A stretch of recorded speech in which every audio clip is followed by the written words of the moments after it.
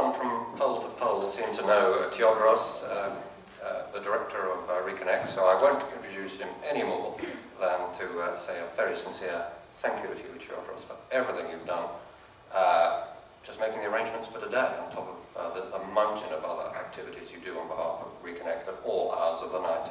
So over to you, Theodores. Okay, with the constraints of time, I'm not going to say much, but I would like to say welcome, and I'm among friends to be able to reflect on the work of Reconnect. Now, the question that I need to answer is, how does Reconnect started, and what's it doing now, and where it's heading now? Was it necessary to establish Reconnect in the first place with all multitudes of organizations that we see in London? Now, the whole historical background to the emergence of Reconnect can be traced back to the experience of refugees themselves. When you leave your country, the first thing that you feel is, when you leave from persecution, is one of relief. But the immediate feeling that you come across is one of guilt that you have left people behind. And then you want to do something about it. But the realities of exile takes over one's life, and then you are faced with improving your livelihood. You may get degrees, you may get jobs, but you'll never forget your homeland, and you want to make contribution. This is a background, basically, that brought Reconnect to life. With friends around, we felt that we need to do something about the whole impact of displacement. The many skilled refugees that we find around the world, who are the resources of their respective countries, need to do something while they are in exile. Now, the first thing that we faced is, how do we go about it? So, what I did was to get to, some like-minded people and to discuss about these issues. Now, the first breakthrough came through the UNHCR, Hope Hanlan, who is among us.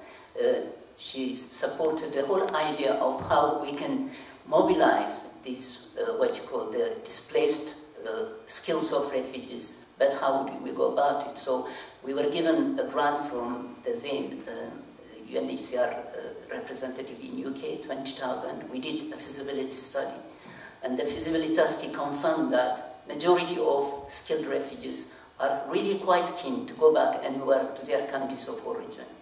Now, 75% of the 238 that we researched, we asked, were ready to go back and work, and the rest of the 20 were, in principle, want to go back, but they have family commitments and the rest of the problem. Now, the next issue that came was the finding of the feasibility study confirmed that there is a need to set up an organization to mobilize the resources of refugees, the human resources of refugees. Now, with the encouragement of UNHCR, we set up Reconnect. Now, the two issues, fundamental issues that we were faced with, refugees who are, on daily basis trying to survive, how can we organize them to realize their potential?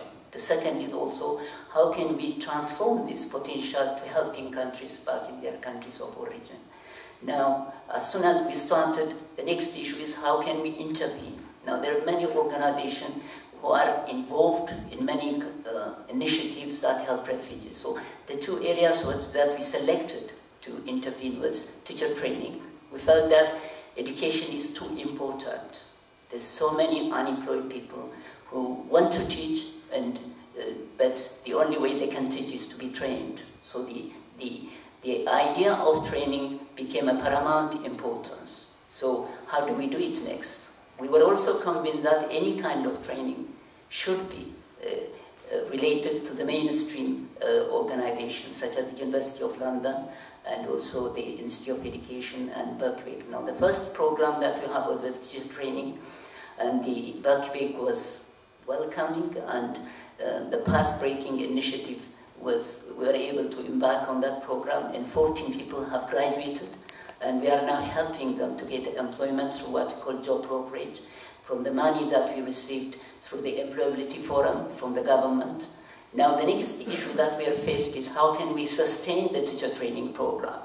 Now, the funding came also through the Employability Forum, through the hub, which Barry is going to say about, and we have now in the process of recruiting 50 refugees to be able to study in the teacher training program.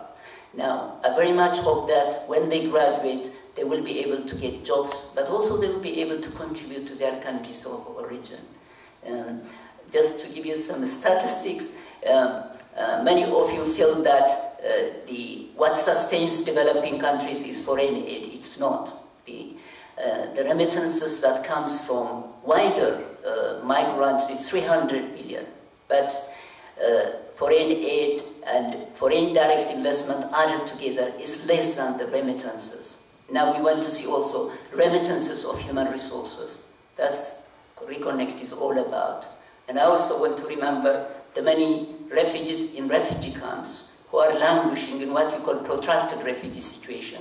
And on this day we remember them. Many of them live in a situation of difficult existence, and the whole idea of, the underlying causes of development is something that Reconnect wants to do something. Because the whole problem that the world faces, one of what you call disparities between those who have and between those who do not have. The resource lies at the root of displacement. Unless there is something to be done about it, we are going to continue to have the vicious circle of exile. And I'm sure that Reconnect will make contribution to address that underlying problem.